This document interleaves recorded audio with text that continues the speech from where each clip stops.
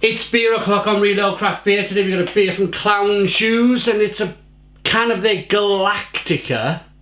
It's a double IPA coming in at 8% ABV and a 355 milliliter or centiliter can. 35.5 centiliter can, it says. 355 milliliter in British language. Let's get it out. I like the label. Let's get it out into a glass, see what we get. Nice bit of smoke on the can opening. Beer in the glass then.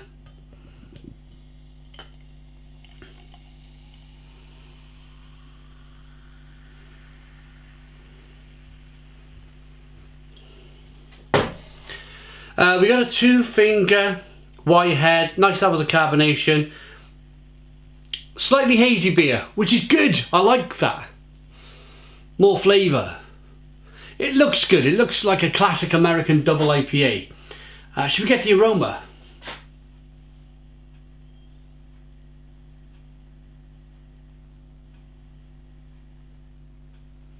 Ooh, interesting. Like a lemon sorbet kind of spicy, peppery notes coming through. And some ultraviolets. If you're watching from the UK, maybe you can remember ultraviolets. They're like a weird purple sweet. I'm picking that up. Let's dive in. Smells good. Cheers.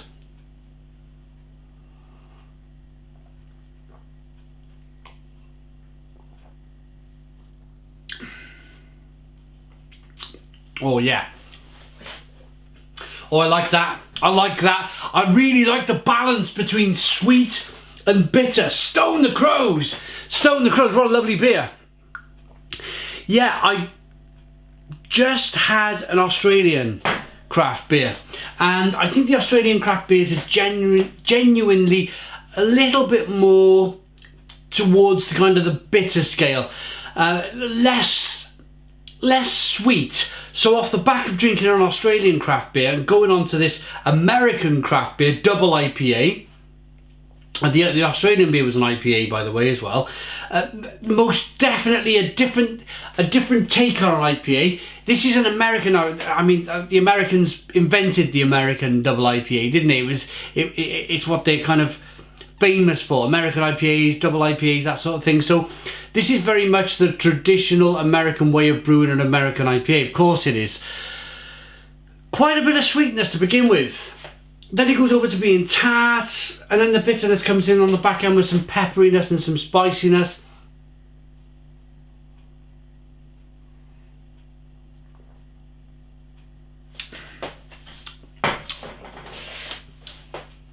Yeah, but I like that. It kind of evens itself out. That balance in the beer, that sweetness goes over to being bitter. It's like hang gliding. It's having everything kind of working together between the sweetness and the bitterness. It's a nice controlled balance in the beer. Good levels of carbonation pushes the beer around the inside of the mouth.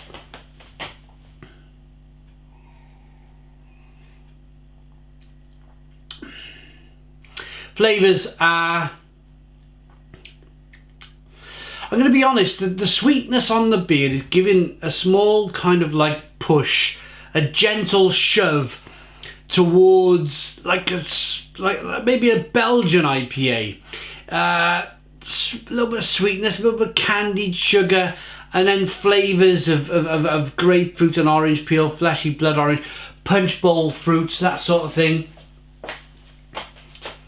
But it's nice. It's very nice. Very nice beer. I've not had a Clown Shoes beer for about 3 or 4 years. I think the last Clown Shoes beer we reviewed on the channel was the Clementine Ale from Clown Shoes. That was terrific. I remember that beer fondly as being really good. So it's really nice. And of course, back then, 3 or 4 years ago, everybody was producing beers in bottles. It was all about, and certainly in America, it was all about the big bomber bottles. Remember them days? And now everybody's kind of like moved over very quickly to put in craft beer in cans. And I think, I know, I can taste it here. Clown Shoes have made that step over into producing canned craft beer really well. Really well. And look, you got that trapeze artist, look, with the balance. I just noticed that now as I'm talking.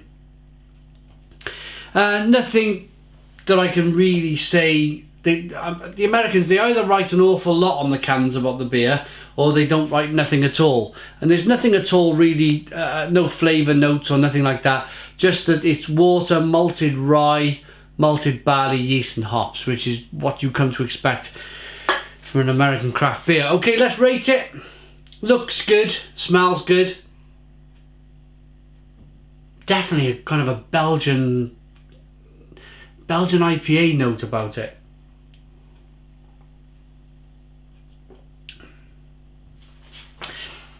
Yeah, it's lovely.